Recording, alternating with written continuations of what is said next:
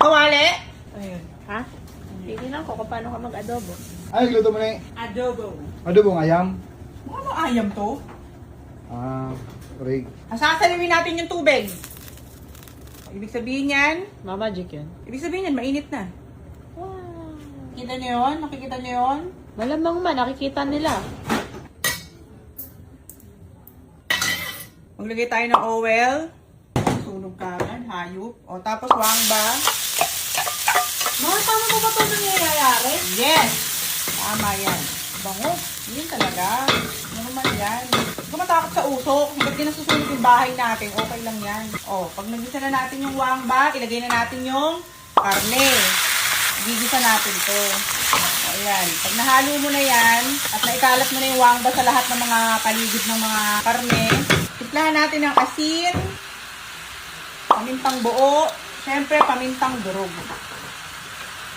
Osepi laurel, o tapos haluin na natin ulit. So basically, nagpapasok na tayo ng lasa din sa karne. Bago pa natin lagyan ng kung ano-ano liquid na pampalasa yan. Habang ginigisa natin, nagpe-penetrate na yung mga asin, paminta, nangangamoy na yung laurel, ganon. Kailangan matuto kang magluto ng adobo para pag nagkaasawa ka, madadala mo tong pagkain na to sa kanya. Gusto mo nang ganito sa CG. Bago natin ilagay yung mga kung ano-ano, kailangan hindi na siya ganyan. Mamaya, papakita ko sa'yo. Kailangan parang ganito na siya. Nabutla na lahat. Konti pa. Ayan, kapag nagisa na natin mabuti yung mga baboy, hindi talaga ng karoon ng premium choice meat shop, no? Dahil atake. Ngayon, lalagyan na naman natin siya ng suka. Itong pinaglulutuan natin, stainless steel to. Maganda to sa suka. Hindi to magkakaroon ng chemical reaction. Tapos, toyo. So, kung gaano kadaming suka, ganun din yung toyo. O, tapos, banding all together. O, mukha pa siyang pangit, di ba? Hindi pa siya magandang tignan. Saka namamaga pa yung mga karne. O, ngayon, palalambutin muna natin to. Habang lumalambot to, sumisip-sip yan ng lasa galing dun sa mga pinaglalagay nating mga elemento, mga suka, toyo. So, lalagyan natin ng mawasa. Tapos, kanina malakas yung apoy, ngayon hihinaan natin yan. Hahayaan lang natin kumibot-kibot yan hanggang sa lumambot. Tapos, tatakpan natin. Ayan, titignan natin. Perfect. Kaya kapag 70% luto na yung baboy, makikita mo na parang umimpis na siya, tapos parang malambot na. Tapos naglalapot na yung pinakasarsa. Ano ba yan, Tita Nancy? Sabi mo kay Sil, bayaran mo na, wala naman ang pera sa wallet. Then, bayaran mo muna at mag-withdraw ko mamaya. Tapos, lalagyan natin siya ng labuyo o sili, hawak sa tangkay para hindi maanghangan ng Pichay! para may sipa. Diba gusto mo medyo maanghang na adobo? Yes! Okay. Tapos, dito sa kabila, may niluluto akong fried wangba. Ita-toppings natin mamaya. Tapos, eto, iintay lang natin itong matuyo. Gusto mo, di ba yung kapit na kapit yung sarsa? Ano nilagay mo, ma? Ang nilagay ko, hindi ka nanunood. Sili. Pigilan mo kasi muna yung pag-IG mo. Lagi mo na lang kausap yung CG. Hindi!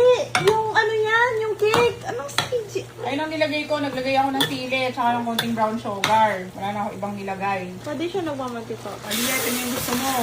Ganyan. Mantika lang pa yung gusto mo. Sana. Mantika na lang ulamin mo mamaya. So, tapos, para magpakulay na yung pinaka-betlog natin, ilalagyan na natin yung betlog ni Mika. Ayan, na perfect na natin yung adobo ni Ate Aya na nagmamantika na tuyo. Tapos, lalagyan na natin ng fried wangba. Ibabaw, marami, bush. Yan na yun. Ayan, luto na! Luto na! Pwede nang kumain. Yan.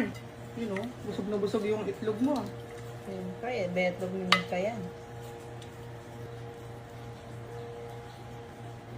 Ito na ang favorite kong pork adobo. Ten, ten, ten, ten, ten, ten, ten, ten, ten,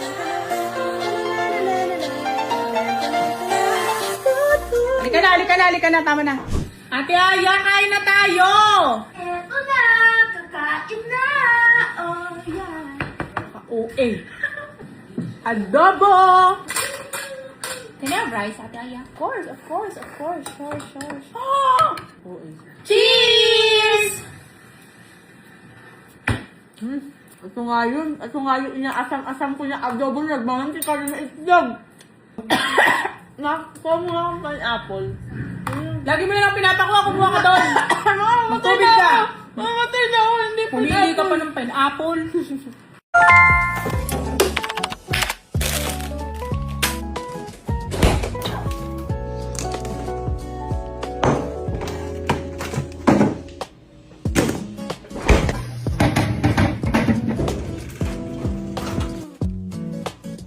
So, meron tayo ditong bacon.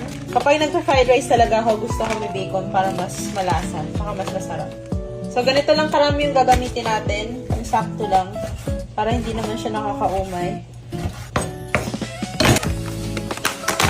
Tira-tirang luncheon meat. Pero ito, optional lang. Kung gusto nyo lang maglagay ng luncheon meat, for the go. Kasi may protein lang kayong ilagay sa kanin. Goods na yun. Man yung white onion. Mas masarap talaga if white onion yung gagamitin nyo. Pero kung wala kayong white onion, anong gagawin? Red onion. Pwede. Isutain nyo lang siya ng mabuti para naging sweet siya. Ito lang yung kailangan nating hawain. Pwede na tayo mag-isa, Marie. Uunahin ko na yung bacon para maglabas na yun. At dahil super fermented na itong kimchi natin, gagawin na lang natin siyang kimchi fried rice. Hindi kayo kumakain ng kimchi fried rice. Bakit? Sarap-sarap dito, guys. Ginit lang natin ito. Ilalagay na natin yung white onion.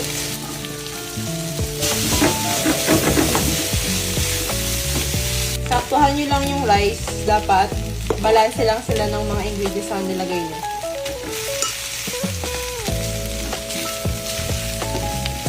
Maglalagay tayo ng konting gochujang, sesame oil, salt and pepper,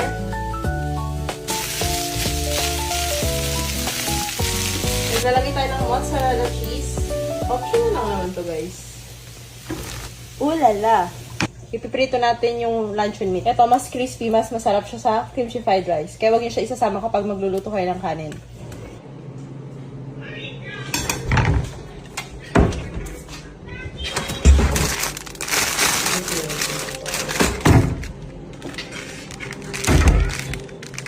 Ilalagay na natin yung maning. Tapos meron tayo ditong nori. Ang unti naman ito, te. Salmoki semida. Cheers.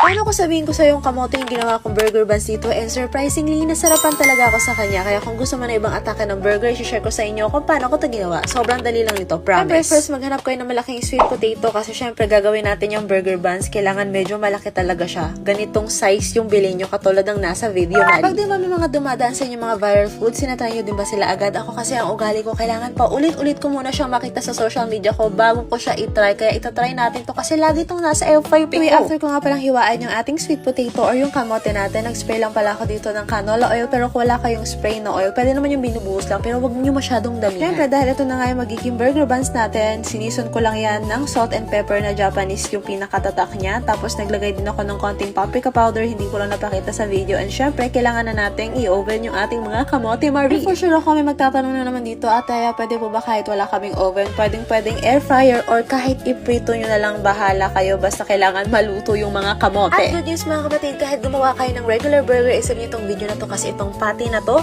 masarap talaga yung recipe. Naglagay lang ako dito ng wangba powder, ng garlic and pepper, ng Spanish paprika, at ng cayenne pepper. I swear, sobrang sarap nitong patty na to. Ito yung mga pinaglalagay nating pampalasa. Syempre, mag-gloves tayo para hindi tayo mabash na para bang kayo yung kakain ito. Wala kayong pake kahit kamayin ko yan. Syempre, kailangan nating lamutakan yung ating beef giniling para naman, para talagang mag-bonding all together yung mga pinaglalagay natin. At yung nilagay ko dyan, yun? Onion powder yun, pero that's optional. Pero syempre, kung gusto nyo maging mas masarap yung burger nyo, syempre maglagay kayo ng onion powder. And ngayon naman, pwede na tayo magprito ng mga ating burger patty. Finally, patapos na tayo dito. Alam nyo, minsan mga stock video ko lang to mga kinikrave ko na video. Syempre, i-edit ko pa lang, kaya ako din nagugutom din ako sa mga pinag-a-upload ko. Lagi ko nga reply sa inyo kapag nakakita ko ng comment na ate, ayaw pahingi naman. Lagi ko sinasabi sa inyo na matagal na yung video na yan or ubus na talaga yung pagkain. Pero yung mga kapatid, nakita ko luto na yung ating beef giniling nilagay ko na pala dyan yung ating sliced cheese. Depende kung anong brand yung gusto nyo. Tapos meron tayo ditong lettuce at tomatis para namin may pagulay tayo ng taon. Nakita nyo ba yung patty na yan? Sobrang sarap niya na para bang ayoko na nga ituloy yung kamote burger ko. Parang gusto ko na lang siyang ilagay sa regular burger. Pero dahil dito sa content, talagang pinush ko pa rin yung kamote. Ako syempre marami na naman magagalit sa inyo ko ba't hindi ko pinakita yung sauce ng ating kamote burger.